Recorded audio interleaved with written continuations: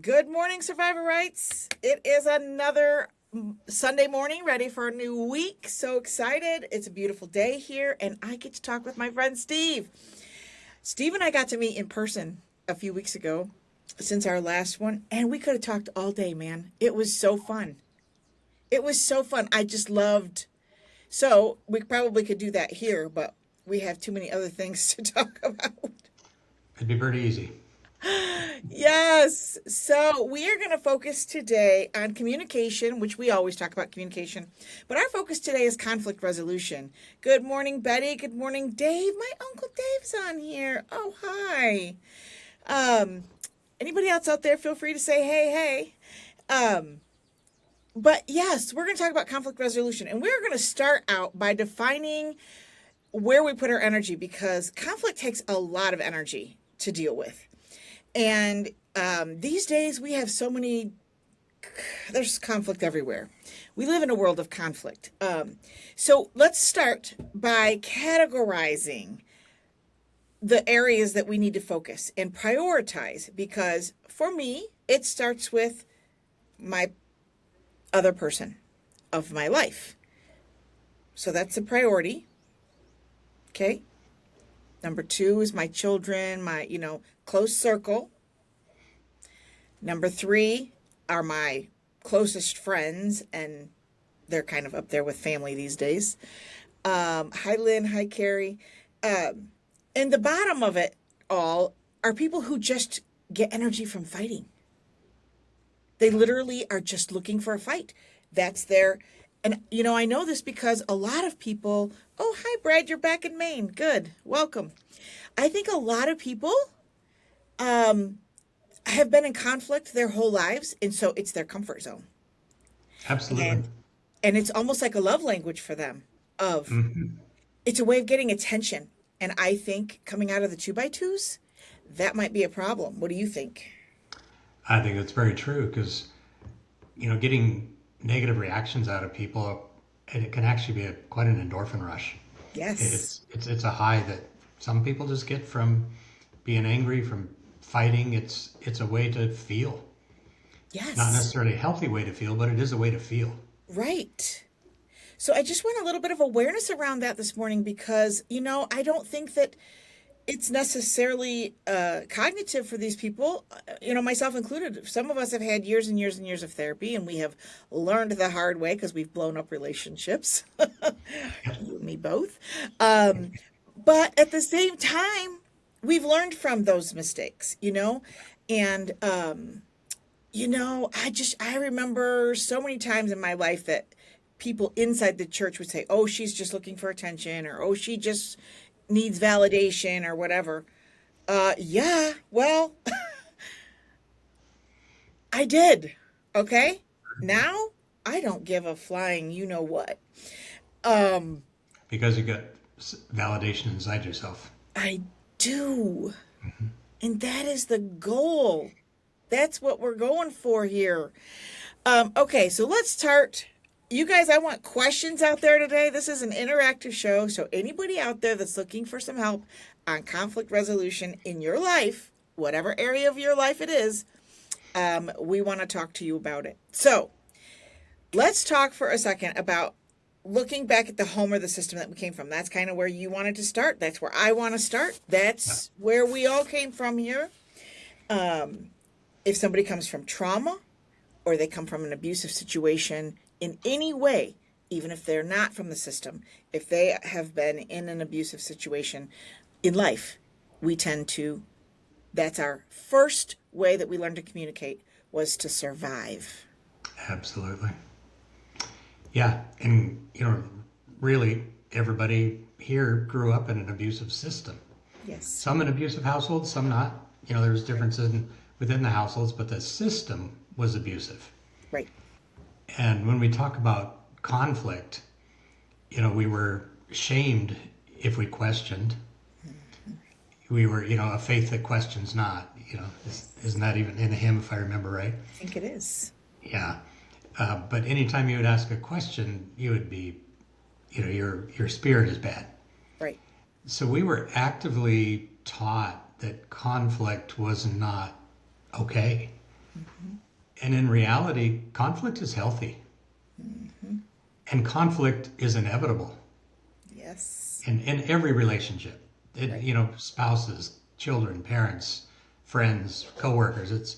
There is conflict, and if anybody says, "Oh, our relationship, we never fight, we never argue," you inevitably find out it's called conflict avoidance. Yes, that's a huge red flag. Oh yeah, it's usually an amusing one, but I Yes. have some of that. Someone close to me realized that a while back. We don't ever argue, and now they do. Uh, but in a healthy way, there's Yes. conflict, and they've learned how to resolve it, and they're Right. able to talk about the things that they never talked about before. Exactly. Yeah, Yeah, I think that we just learn in so many situations to keep your mouth shut, to keep the peace. Like that's just a common yeah, thing, in many, many households. So you just push it down, push it down, push it down. And, yeah. And depending on your role, you could be loud, right, or depending on your role, you could be, submissive and keep the peace. right, And if it was a worker speaking, everybody had to keep the peace. If it was in a spousal situation, she had to keep the peace, and he didn't have to. And not that everybody treated it that way, but that was just the dynamics of it's what a we grew up norm. in. I would say that's a norm. Yeah, and the fascinating thing with reactions like this and how we're taught is it becomes like epigenetics. They've done. I was watching a show actually last night about how the brain works Yeah. and the way we are programmed through generations of trauma response. Yes. It is in our cellular network is Right. what they were showing in the brain, and it affects children, grandchildren. They only went as far as grandchildren, but everything from our grandparents, and a lot of us had grandparents that started in the system. Yes. All that programming is dropped down generation to generation, and here we are with many, many people having no idea how to communicate. That's where I started out. I had no idea how to communicate Right. except anger. Right. So there's a lot of avoidance, there's a lot of silence, all of those factors in, the way that we were raised. But I just want to say that healthy conflict is a skill that we can all learn. And that's why we're here talking about it today. It is such an important skill. And I think it starts with like even knowing what you want. Like I think so many, I'm going to talk about women specifically, don't even know Mhm. what they want. So that the conversation starts there sometimes with them on my end. If I'm coaching somebody, it usually starts with, Crystal, I don't even have a clue. Yeah, Okay, well then and do I you like think this or this? yeah, and often men don't even know that they can want, Right. that they can have an ability to have feelings and communicate. Yes. Yes.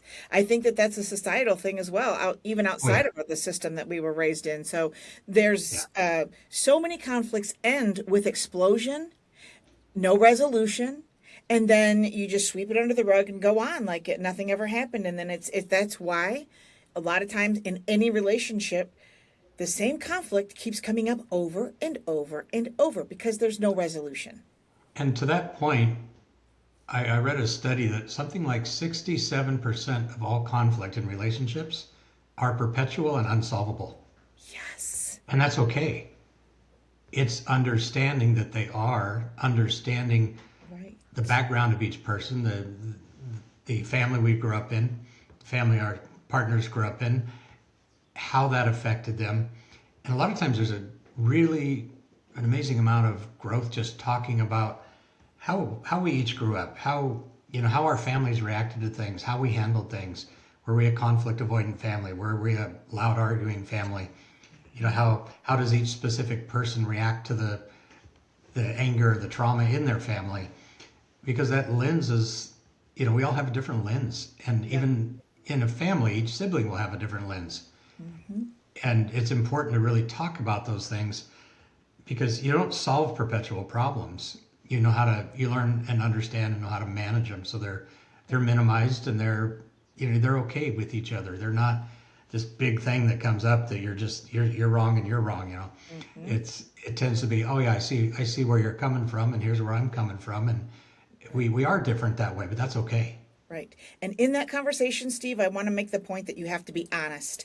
If you Yes. have those conversations and you're truly looking for resolution, or not resolution, but an agreement about how to manage an ongoing conflict, you must be honest about how you really feel about it.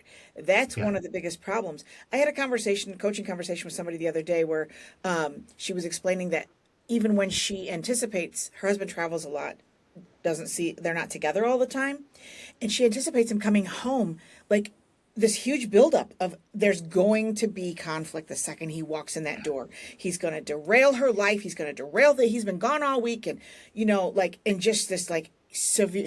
It was a Friday. It was Friday afternoon, and just this anxiety. She was like, I don't want to live like this anymore. I don't want, like, and so it's. I mean, The we're like, fight or okay, let's flight's back coming that up. way down. Yeah. Yeah. Wild. And I said, how long have you been living like this? Our whole marriage. How old Yeah. are your children? In their 40s.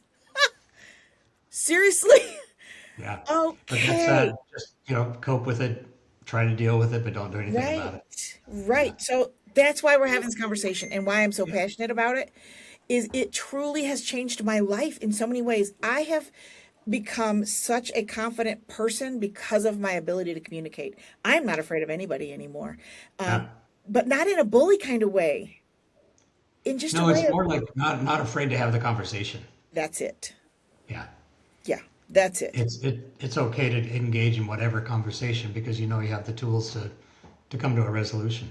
Exactly. Yeah. So I just want people to have some awareness about that. And literally, your nervous system always knows when how whatever the truth is in that anticipation. Your Oh body yes. is it's already start your butt's gonna clench, your stomach's gonna start to turn, you're gonna get clammy and have anxiety. Like literally, if that's something that you're living with on a regular basis, this show is for you because Yeah, because at there that point you're is living in fight or flight. yes. And that's not sustainable if you want a relationship that's going to be growth oriented and built on trust. Yeah. There's something fundamentally not okay there. Kimberly's saying communication is the skill to build the skills you need. Yes, communication is Yes. kind of like ground zeros, in my opinion. It's the foundation. It is. Absolutely is. Yeah, I For totally our agree. own selves, for relationships, family relationships, everywhere. It really is a foundation for really being successful in life in every Yes. direction you want. Yeah, totally agree. So back to being honest about it, that means that you're going to say, I feel like you're dismissing me. Or, whatever, I don't feel like you're hearing me. How, like, just express Yeah. the 'Cause honesty of whatever it is. Yeah, because our go-to often is you made me, you did, and there's a whole thing when you start speaking honestly, it's easy to get defensive, it's easy to criticize, but when we start with I'm feeling with I statements instead of you statements, because the minute you start with you statements, if you come at me with a you statement, you did this, now I have to defend that I Right. really didn't mean that, or whatever it is. Then you got to Right. clean that up. Then you have to go back. If you just start out with, you know what, I'm feeling really bothered by something you said. It doesn't mean you were trying to purposely upset me. It's just I received it that way, Right. and you're not responsible for that, and I'm not making you responsible for it. I always like that phrase. We're responsible for what we say and how we say it, Hmm. but I'm not responsible for how you hear it. Amen to that. But if you can just really, as a person, be really careful about speaking to the self, speaking to your part in the conversation only. I agree with that, Steve. And the other thing is, I learned a little say what you mean what you say, but don't say Yeah. it mean. Right? So again, it's just that, oh, but even teaching people how to verbalize those things. So I encourage people to write them down. If you're going to go into this conversation that we're talking about with somebody that you really genuinely care about and want to have a healthy relationship with, it's super important. I talked about it last week because I had said something about, that we call the people two by twos, and I was specifically discussing relationships that we want to mend or that we're close with, or spouses who are still in whatever it is.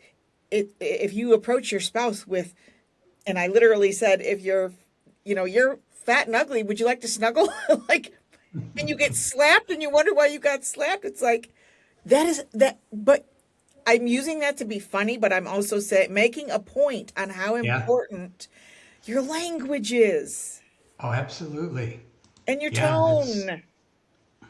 Yeah. and we don't realize at all often what our language is Yes. until we become aware of language and words Yes. and impact of words. Words have huge impact and tones. Totally. Totally. So I really do encourage people to write those things down. If you're going into that conversation, I think it's an important conversation to schedule so that Yeah. everybody can anticipate it and know that, I think there needs to be some guardrails around it, like setting the parameters on it of these are things that we are going to agree to. And I like the listening contract on that of just what I heard you say is Yeah. instead of, Yeah. Reframing yes, and making sure, and then that gives you an opportunity to say, no, you're mostly right, but not quite. And then you can make sure you can reframe it so I can hear it. yes. So talk to us about the predictors of it breaking down. How do we know going into something that it's doomed or There's that well, it's going to be let's amazing? not say doom. Let's just say it might go off the rails. Okay, better. That's a better choice. I Yeah. like that. Um, there's four signs, and then Gottman Institute, they call it the four horsemen of the apocalypse. Ooh. But it's criticism, defensiveness. Um, what's the other two? I always forget two of them. The third one is stonewalling, and the fourth is contempt. Mm. We hear a lot about the first two, criticism and defensiveness. And those are often the first two that come up. Mm-hmm. Some people like to think they're more gender specific, but they're really not. Right. And I suppose everybody listening can think about them and realize, which criticism, defensiveness, which one we are and which one our partners are and, other family members. Right. But that's where we really get into trouble is when we start defending ourselves. Mm-hmm. And there's ways to work with that there's when you're defensive, the first thing to do is to take accountability. It's like, oh, I realize I was saying, but it's hard to take accountability, especially when you grow up in a system that has no accountability. Right. And I think often men can struggle with that one more because we haven't had to be as accountable. Right. And criticism, same thing. With that one, the antidote is to use a gentle startup. It's instead of you always. It's more of a something that I've noticed is I'm struggling with and a habit that you have. That's different than you always do. Right. You never do. But that's usually our default is just Right. to go right for the jugular. Right. Because we're all in a place at that point of frustration. Yes. But there is, in that, though, I feel like that people need to own the role they're playing in their own suffering. 100%. Because this is a two-way street. This is not, I tell people anytime we're talking about conflict, this is a two-way operation. Yeah. Rarely, very, very rarely, is one person 100% at fault. Yeah, Very usually both are 100% at fault. Yep, You I would, just got to take ownership of it. you do. And that's why I really stress when people are in conflict, I like to call it kind of rules of engagement. Yes. Sit down and talk about it. How we're gonna manage the argument. How we're gonna get into this conflict. Mm-hmm. And one of the biggest pieces is I've used this often is we can only speak about ourselves and our own emotions. Yes. I can't talk about what you did. I can talk about how I feel around what you did or what you said, but I can't talk about you did this, you said that, Right. because that automatically triggers criticism, defensiveness, Right. and then the contempt and stonewalling. Those are like next level. The contempt, when you get into contempt and stonewalling, that's where relationships are really, really breaking down. Yes, Yeah, contempt is a really ugly one. it is. And there again, it's like being able to describe your own feelings and your needs helps with contempt Right. instead of just putting the other person down. And both people can work on creating a culture of appreciation. That's a big one. But stonewalling, not going to talk about it. Right. Not going to talk about it. That's Too bad really today. gets to the point of checking out of the relationship. Yep. And contempt and stonewalling both are. They're like the second level bad boys of the four. Right. And that's a boundary. So I will use, I'm estranged with my family. And it was the day that my mother said, I will not have this conversation with you. I said, okay, then we're done. Yeah. That's a very clear boundary to me. I am not going to continue to try to have this conversation when you are very clearly saying this conversation is over and I'm out. Right. Okay. So Right. there are times that you have to just take people at their word. You sure do. Like, otherwise, you're going to continually be triggered and triggered and triggered and triggered because you're going to keep going back for more and like hitting your head against the wall and thinking it's going to stop hurting. It's not. Yeah. And if you look at that, your mother said that. It was basically a boundary she put up. Yeah, She's not going to talk about that anymore, and you respected it. totally. Yeah. And I'm fine being the villain in the story. It doesn't even matter to me. Like at this point, it's like, okay, I hear you. I've been hearing you for a long time. I just didn't want to hear it and I didn't want to believe it. And but here we Yeah. are. Brad is Well, asking if those are hard boundaries to hear they are. They from our are. own family, but they are Oh, they it hurt. happen. Trust me, it hurt. Oh yeah. But I get it. Yeah. Okay, Brad's asking if stonewalling and denial are the same or different. They're different. Denial is more like defensiveness. Stonewalling is just absolutely refusing to talk about it. Right. I'm just not going to speak. Just there's a wall there. Denial is more, I didn't. Right. It's more of a defensiveness response. Yeah. So I put down some unhealthy patterns to watch for kind of in all of that because patterns are the best indicator of what's going to happen in the future. The past tends to, and when we are aware of patterns in our relationships and clear about it, so shutting down to keep the peace is the first one, especially in this particular situation. Over explaining to be understood. If you feel the need to over explain and re explain and tell it again and again and again, that's a pattern that's not working. So, And a still lot not of that, being heard. that particular one comes from not being heard. You're right. Yeah. And that's, again, finally, I kept doing that. That was something I was doing in this pattern. I'll use my mom as the example. When she finally just said, I'm not having this conversation with you. Oh, okay. Got Yeah. it. You're not going to be heard ever. No, never. So, Never. yeah. And I think that unfortunately, that is a harsh reality of the situation that we're in right now of people who are choosing to stay and people who have left. There is a no win. There is no way to come to agreement on some really important things. Yeah, and it's okay to agree to not talk about that subject Right, within a marriage right, and honor that. I right, spoke on another podcast about that, and it's not an easy thing to accept that that person's going to stay in that system. right, And yeah, we want to help them out and pull them out, but we're probably the last people to be able to do that for our right. close family, spouses, siblings, whatever it is. Absolutely. They need to figure it out on their own. We did. It's their path, and it's a really hard thing to just let it go and Yes. accept it. But That's there's why no I have space let for them repair. catch you on both hands. Yeah, Let them. yeah, no space for repair when we're hanging on to what we want for them too tight. Yep.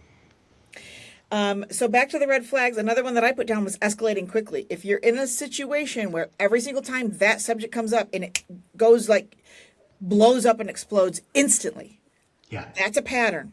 And that is a very unhealthy thing that needs to have some resolution around it.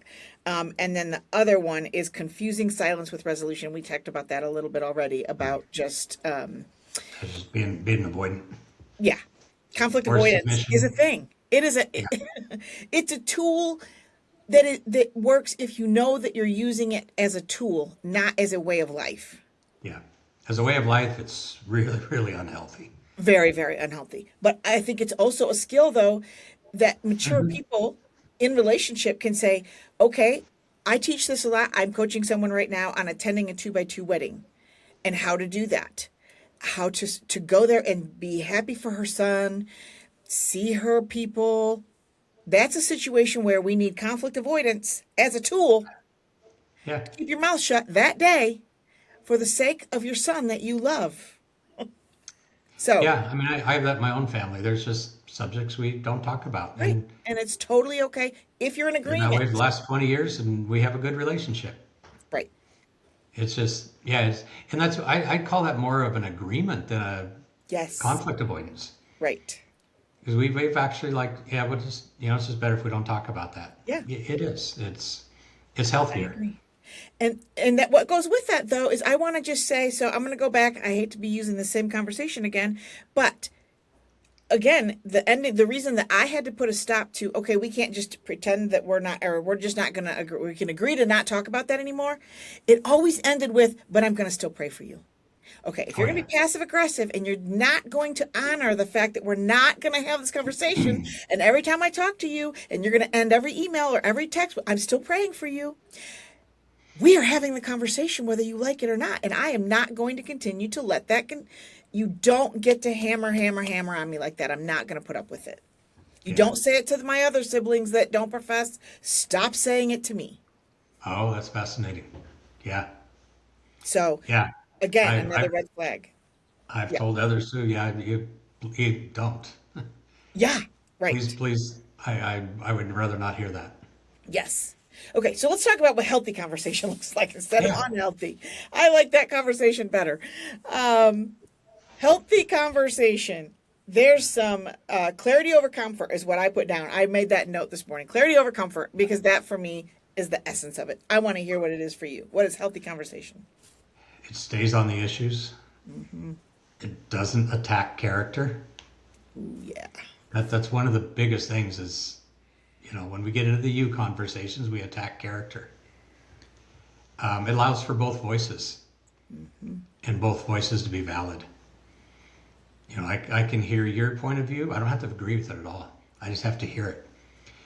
And in conflict, a lot of times, especially in marriages, we don't want to hear that thing they're feeling about us. Right. But when you step back and realize it's not about us, that's just their feelings. Right. Doesn't have to mean anything about us. Right. That's when we can learn to. I like the phrase of holding space. Mm-hmm. Just let them talk, let them get out the emotions, and understand how they're feeling about whatever it is that the conflict is. Right. And when one person of the two arguing can just hold that space for a while, let the other one really talk about how they feel. Mm-hmm. It's amazing how quickly disagreements end. Right. Because there's all of a sudden there's clarity. Somebody's heard, and then the other person gets heard. And that's really most conflict is just about needing to be heard. Yes. And we Validation is don't, yeah, we tend to not, we want to be heard, but we're not very good at hearing. right. Yeah, I'm with you. Brad's saying that it's hard to go to a birthday party and watch some old friends move to the other end of the room. Yeah, it hurts. Yeah. Um, I always say on that, Brad, I just walk to the other end of the room and stand with them. But that's just me being rude, not rude. It depends who it is, okay? Depends who it Yeah. is. If it's family and somebody that I want a close relationship with, I'm going to probably step over that boundary. And Otherwise, I'm sometimes, just going to say, you're yeah, lost, man. sometimes you have to kind of look at it like a situation like that, kind of like there's been a divorce. Yeah, And it's awkward for a while. yeah, And yeah, people are going to do things that don't feel good and walk away and not invite you, or right. most of us have been through that. Hmm. I had family invite my ex over and not invite me, for birthday parties. Um, this was years ago, but things Right, like this happen. And I finally confronted my parents about it, made them have a conversation about it, and they didn't even really realize they were doing it. They were just doing what they always did. right. And so we cleaned it up. But yeah, it is just something you have to kind of see, feel, work through, knowing that it's going to be messy. Yeah, It, change is messy in the middle. it is. And when we grow, sometimes we lose people. They always talk about the ladder getting narrower at the top. There's not as many people on it. And when you grow, your people can change. Yep. The people you attract, the people around you, they often change. I totally agree. And part of that and growth, I think one of the biggest white flags of growth to me is somebody being willing to own their part of the conflict. That's That to just me is absolute bottom line. Yeah. the absolute Yeah. bottom line. And if that doesn't happen, like I just tell people, if whoever you're having a conversation with is unwilling at any point to own anything about their piece of it, that's a huge red flag. It is. Because if they are, that's a huge white flag that it's healthy. Yep. Because and nobody likes to do that. But you know what? I mean, honestly, life just gets so much simpler if you're just like, man, I totally screwed that up, or you Oh, know, it's easier. Yeah. way easier. Yeah.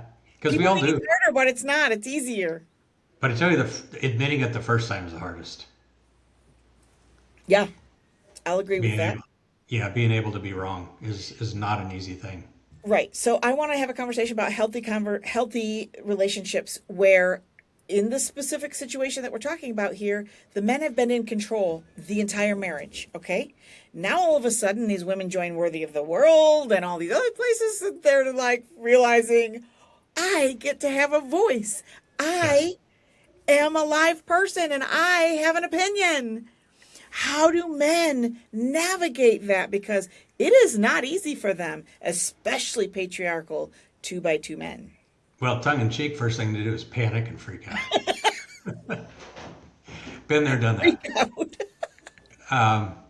But it takes, you know, you and I had the conversation about what it means for men and women. That for Yes. women, there's a gaining of freedom, a gaining of voice there, because they've always been, we talked about that back and forth that he says you're mine and she says I'm yours. And that all sounds nice, but that can also play into dynamics of the relationship. And when all of a sudden she's finding her voice now and she's kind of her own person, she's gaining a lot. And he's over there saying, but I'm losing what's mine. Right. Not yet understanding that it's a healthy thing. It's still a fearful thing. So Yes. there's a lot for men to tackle, to realize that, a partner walking beside him instead of behind him is way more gratifying. It's a way healthier relationship. But getting there is challenging for men. It's a lot to let go of, a lot to it's just a different way of being from the way we've been, our parents, our grandparents. It's a very, very patriarchal, dynamic, and it's a lot to let go of. It's really scary, but the first thing we can do is start to realize that we don't have all the answers. Often wives are a lot smarter than us. Um, you just need to learn to admit that.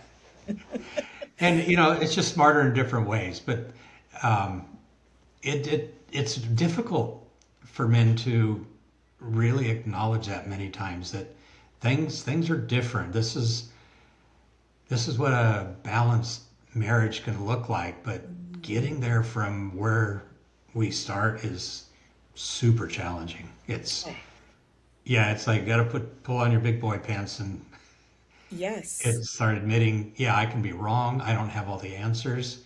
She's her own person, but we choose to be together. It shifts the entire dynamic, and it's super healthy. It's super good, but I think men struggle with it way more than women do because of the dynamic that we've come from. I think you're right. But I want men to hear from you how rewarding and gratifying it is on the other side. Oh, it's so much easier to be to have a spouse when you're equals. Right. It's really a partnership. Yes. Conversations happen easier. Uh, Everything gets cleaned up. We have Yes. disagreements, but they get cleaned up so easily. They take Yes. 5 minutes, and things are Yes. always clear. And she has her voice. I have my voice. and I'm wrong as often as I'm right, Yeah. and Brad's that's all making a right. point, and I think it's a great one. He's saying basically exactly what you're saying. What may seem like a loss can also be seen as a gain in trust from the one It's that a voice is given to. it's a huge gain. Yeah, Huge gain. it's that first loss that we struggle so hard against. I mean, I've liked it, like jumping off a cliff in the dark. You just have no idea what that's going to feel like, or what's going to be down there, how I'm going to land. Right. Will I be okay? But you have to do it, Yeah. and it's scary. Yeah. I But it's remember also that super feeling. exciting. Like it's, and even for women, I talk a lot about when I'm coaching women through this on the, you have a men's group, I have a women's group. So here we are having Hmm. this conversation together, Steve.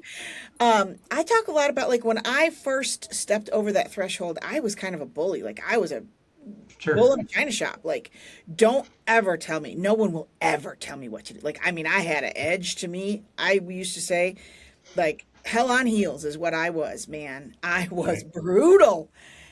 Thou shalt not. Like, the pendulum went way over there of like, if you even look at me wrong, But I tell you what, that is normal for it is normal. That's what any yes, new emotion that we have, yes, any new freedom, anything like that. Yeah, our yes, pendulum's going to go all the way to the other side, all the and we're way. going to be loud about it. And it takes some time, and it eventually modulates. It does. But it does in time, and it's fascinating to watch people go through that. Yes. I And felt it, so grown up when I was able to look in the mirror and say, I don't need to be that way anymore. I'm yeah, so strong in who I am as a woman that my presence alone is just that it is what I can walk in a room and I can have on a ball hat now and not walk in heels or, I used to think that it was just because I dressed for that even. Like correct. I Yeah. put on that costume. I was like, But in reality, it's the internal. now I can walk in, no makeup, ball hat, and a sweatshirt, and my aura is like, who's that? Who just, and I want that for every woman I know to Yeah. just have that kind of personal agency Yep. to know. And back to the men, we talk about loss, but on the other side, there's so much we gain. It's like there's a lot of freedom in not being responsible for everything, not having to make all the decisions, not having to know everything, not having to be right. To all of a sudden have a partner that shares in that load it's actually quite freeing, and it's way, way nicer. And I think it leads so much more to intimacy and Oh, yes, connection. When men figure that part out, it's magic.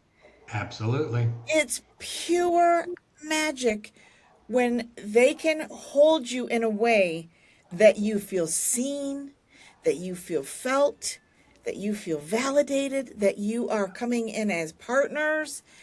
It that shifts that dynamic so strongly. It's just wild. Yeah, emotional and intimacy is amazing. Yes. And the way it creates such a foundation, such a deeper relationship. Yes. And I think everybody misses that. And Yeah.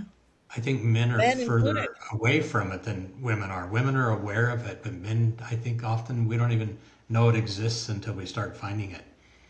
But Mhm. yeah, it's a really beautiful thing. I think when men start finding it, they start craving it. Oh, absolutely. Yeah. I think anybody that finds it and Yeah. realizes it, I because agree. it makes relationships 10 times richer. Oh, hands down. And and then the conflicts become amusing Right. sometimes Yes. because you have Right. this tank, your emotional tank is full. And when your emotional tank is full, you Right. have so much grace for the other person that when Yes. they do something that annoys you, it's kind of amusing. It's not a big thing. It's not the last straw. And when Right. your tank's empty, everything grates, everything rubs. There's no cushion. Right. Yeah. And I think we fall into that. It's all about me. Man, my Yeah, most humbling moment, like that's literally, here's what I will say to every woman out there, personal agents, anybody. I don't think it has to be woman. the humility for myself when I realized I was not the center of the universe, Right. that's when my personal agency shifted completely into, 100%. wow, I got it going on. Whether Yeah. I'm looking the part, acting the part, or not, it is amazing the power that comes Be- in that Because that humility. all about me you were talking about is all external validation. Yes, And then you yes, switch that to internal, you switch your marriage, your partnership into more emotional intimacy. yes. It becomes internalized. And yeah, your outlook, your voice, your being is just so much different. Yes. Yes. Amen. So let's Way start for easier, way more fun to live. a second. Way more fun. But Yeah. not easy to get there. It's a lot of work to get No, it there. is a lot of work. I don't want to minimize that at all. So let's Not at talk about all. that. Practical Yeah. tools to help people start these hard conversations or start this dialogue on how do we even get started on that road, man? Floor is yours. Yeah. Well, we go back to that I statement instead of you statements. Yeah. Those are starts. I talk a lot about curiosity. Curiosity actually, softens emotions, but it also lessens the amygdala activity. Mhm. It stops the fight or flight. So speaking to our own That's a brain self, wave, by the way. That's a brain function. yeah, um, it slows everything down in a healthy way. Yeah. And then the piece that's important is to sit down and talk about conflict when you're not in conflict. Right. I realize when we get into arguments, I kind of do this thing, and the other person, well, yes, I kind of do this, and I criticize, I get defensive, and just talking about how it's actually called metacommunication, but talking about how we handle our emotions, how we communicate is really important when we're not in that moment, when we're not hot and hard at the Yep. at the issue in front of us, Right. when guns aren't blazing.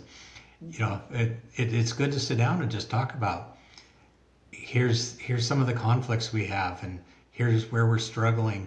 Let's talk about how we can walk through those together without the heated conflict. And it'll still happen, but it gets better. Each time it gets better. And you notice over time that that same argument that used to take hours or days or just never got resolved, all of a sudden it took a half an hour last time. And this time it took 5 minutes. And it changes. It's a muscle. It's a muscle that you just have to build and build, and it's a hard one. You got to be in the gym every day. Oh, yeah. I put down one of the tools I've used a lot is can we slow this down? I want to get it right. Yeah, That it just takes the ownership of I want to get this right, please, and it just stops the swirl and the spin up yeah, of just stepping away for a half a second. I use the 90-second rule a lot in my life. If you just take 90 seconds and stop and think about it. yeah. Even being able to say, I think I'm not quite I'm trying to hear, but I'm not quite getting what you're saying. Can you Yes. help me reframe that so I want to make sure I hear you? Hmm. Yeah. I don't want to keep saying things that I regret. That's the part of owning your piece of what you're doing in your own suffering, the role that you're Yeah, playing in your own suffering. When you continue to berate and barrage and name call and all the stuff that comes with conflict, you're the one that walks away feeling like a piece of crap because yeah, you were a horrible person to the person that you care about. yeah. And you And keep doing you can't ever take words back. right. So stop. So Yeah. again, like what we're trying to do here is give people tools, practical tools to walk away this conversation with. That's a great way to do it. I think for each person, it's important to realize I can never accuse, I can never berate, um, never name call, because those are things that just don't come back. Right. But I can talk about how I feel. Yes. And those things also don't usually add to the resolution side of it. It just No, adds no, heat they to the create more fire. problems. Right.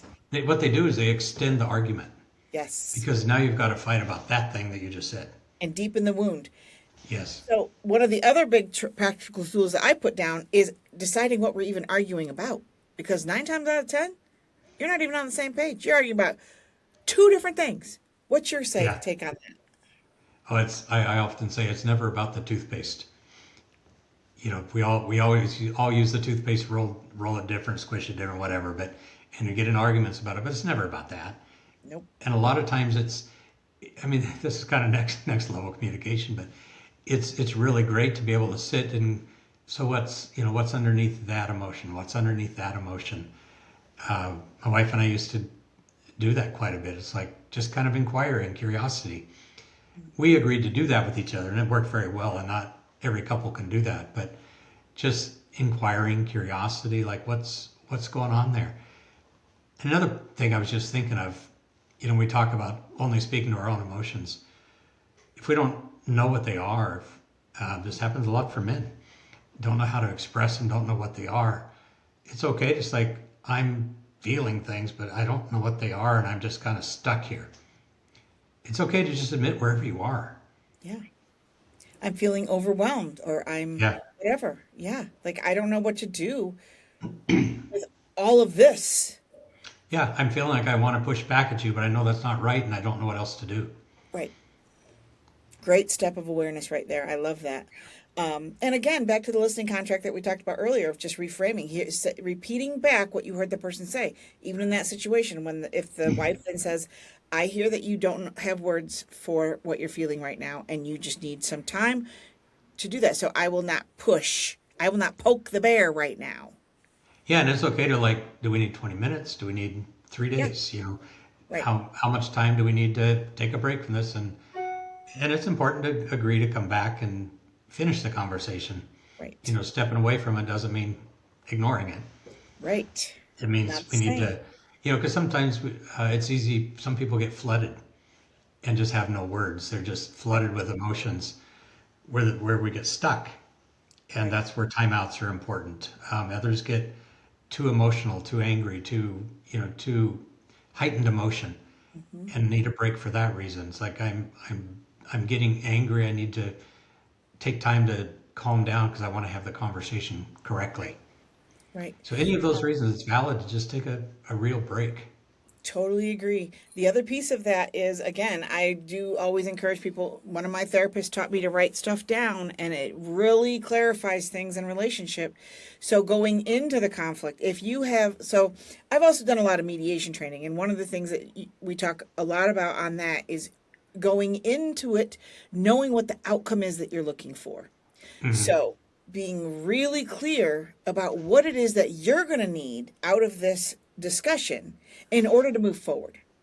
Yeah. I need this to let that go. I need this from you, or this is my desired outcome. And maybe the other person doesn't have that language yet, but learning how to say, can we agree that what we're both working toward is a decision about whether or not we're going to attend your family reunion, whatever Right. it is. Right. That's a hot one. Or if we're But both going to attend, or just one of us will, but right, we I want to but come to a resolution. exactly. And what I need from you in order to agree to that, to move forward in that decision, is a commitment to stay by my side or to not agree with your mom when she's talking bad about me. I need you to stand up for me then in that moment, whatever it is. Mhm. There could be But even negotiations about when we go and when we leave. And yes, we're are we going to going to set a take separate timer. When cars that so I timer goes can? off, we're out. Yeah, I mean, I've said things where we would take separate cars because I like to stay till the end, and she wanted to go home early. But all of that's and so instead of having conflict, we just figured out a way to work for us. Yes. Everybody can get what they are looking for out of the whatever it is. But again, if you're not honest about it going into it, it's going to continue to be a problem. Yeah, And taking the time to really think about what it is that you do want at yeah, the end of the day. You know what I mean? yeah, yeah. Because Um, ultimately, we all want what's best for both of us, right. but often we don't know how to get there. And yeah, I mean, going to a family reunion is a great example of that because we both have different ideas of how long we want to stay, the issues we're going to face and how Yes. we're going to handle it, how we need to handle it. And they're often very different. One Mm-hmm. person, I'm one that'll stay there and talk till the last person's there. Yeah. My wife wants to go in an hour and a half. Yeah. and just interact differently. So we just talk about it. How are we going Yeah, to negotiate this situation so we're both happy? right. It's totally fine. Yep. Yeah, it's and there are times that in a relationship one person has to take the lead for that day. So if it's, coming to agreement on whatever it is, I need you to be there for me no matter what I need today. Your needs come second, and you agree to whatever that is. So if I need Absolutely. you to go get me some water, I need you to go get me water right now. Not when you feel like it, not when you're done with your conversation, right now. And some of those, but again, it's just learning how to have those conversations in a way that's honest and in a way that is Yeah. realistic about the outcome. I think so many times too, like I have people who come to me and say, oh, they want their marriage to be perfect tomorrow. Well, it took 25 years to get it where it's at. So can we at least give it like a 3-year window? Right. And there's no such thing as perfect because it's ever No, evolving. But healthy, there's we could look for millions. we could look Yes. for healthy. Healthy ways to evolve and grow together. So here's another tip that I have for people who are not on the same growth model for people. I want to hear what you have to say about that. But one of the tips that I tell people is if you're in conflict and it's starting to escalate, to say, this is overwhelming for me. Can we take a break? Yeah. That is the Because best one. sometimes people are evolving at different stages and in different time frames. So one of them might be more emotionally solid than the other as we evolve through this. But that's just a tip of, this is very overwhelming for me right now. Can we come back to this conversation? Yeah. And on the flip side, the one that's moving forward faster, that's the time to learn to hold space, Yes. to have grace, hold space. They're working hard. And it can be either partner.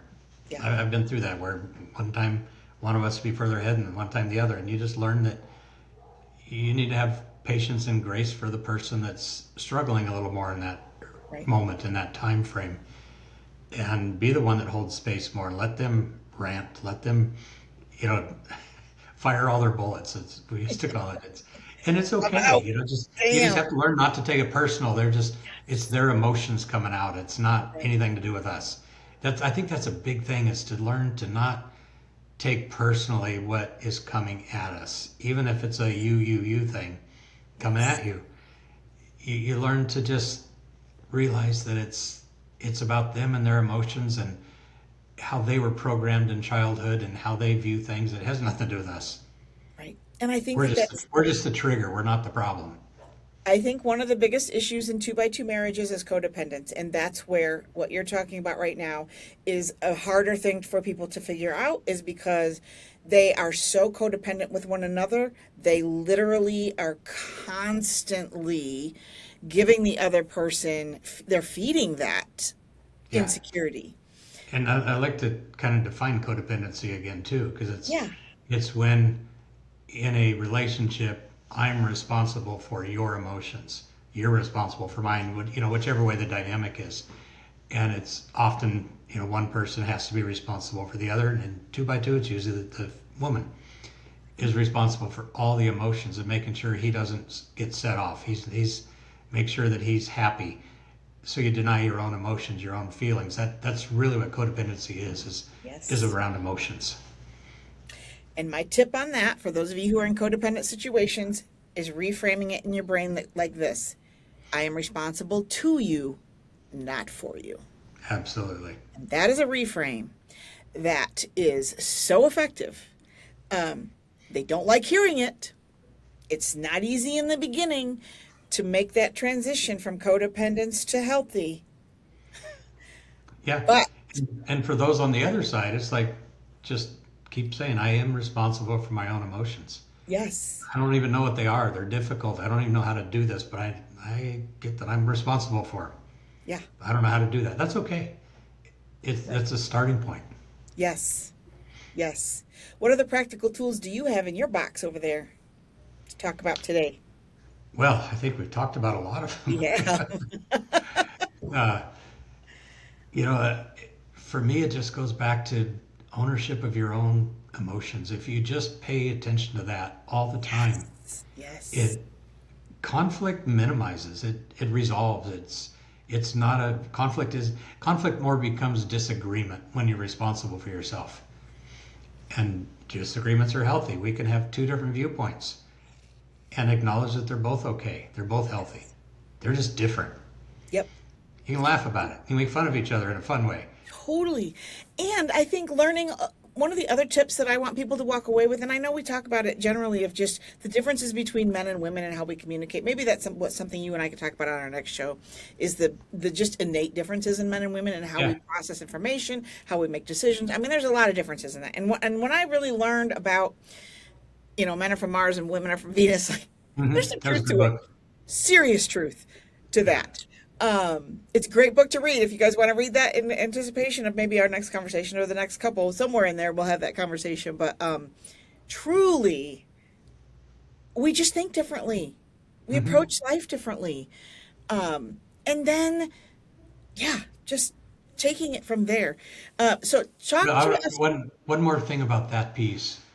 I think over many, many generations, hundreds of years even, in our society, we've been programmed to be that way. Yeah, But we're not really that different. I actually agree with you. When people gain deep emotional intelligence, we're pretty much the same. I've seen studies where men are even more emotional than women. We're just taught to not acknowledge them or how to handle them. So it's a great conversation to have, but at the end of the day, you can end up pretty much in the same place as your Right. partner, as your spouse. Yeah. I just really want to remind everybody today that's out there listening or watching later, this is a commitment and it's a level of commitment. So if you're both, whatever the relationship is, if it's you and your children, if it's you and your spouse, if it's you and your family, whatever the relationship is, if there is a level of commitment to fixing it and working on it and repairing it, that level of commitment has to be equal on both sides. You have to come to an agreement and have some dialogue around, I want to resolve this. I want to fix this. I want this to be better. I don't want to continue like we are. That gives the other person then the ability to respond back with, okay, what does that look like to you? So they may not always be super receptive to it, but I just think that when we get really, really clear about how badly we want it fixed, Yeah. and when the other person senses that we genuinely want to fix this, and not just keep the same fight going because it's not fun anymore, that's when there's going to be a shift in the dynamic of that relationship, whatever it is. Yeah, and I think men have a huge responsibility in this arena to tackle that shift. I think a lot more women are there, but it takes two. And I think that's a really important piece for men to step up to. It's a hard thing, but it's very doable.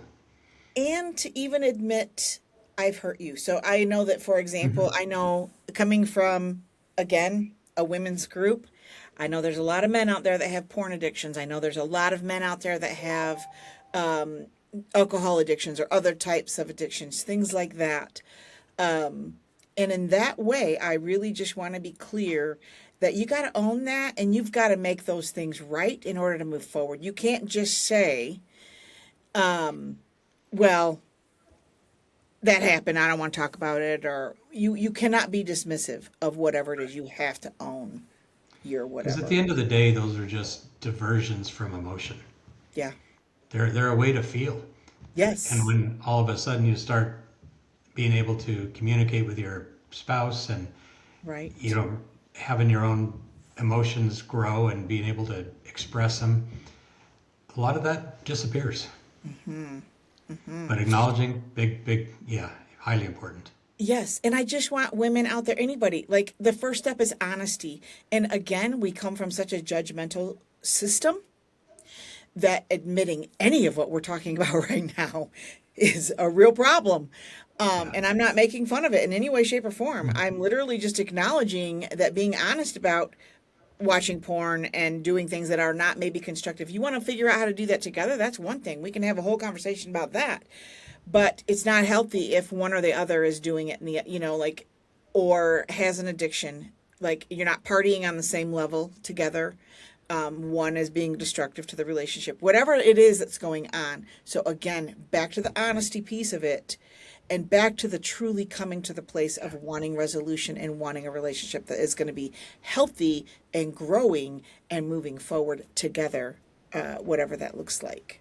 I want to give last word in just a second to you, as I always do, but I want to see if there's any specific other questions out there. Steve, I just could talk to you all afternoon, okay? I just want to say that. I feel like we just got started here. I know, the whole time. I have like a whole nother page. How does this even happen? I wanted to talk about boundaries. What? Yes, fun subject with an endless conversation.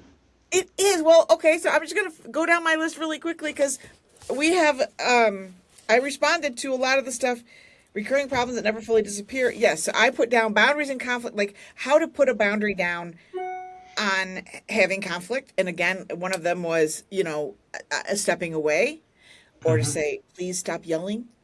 And instead of saying that, please stop yelling at me, saying, if the conversation stays at this volume, I'm going to step away. So right.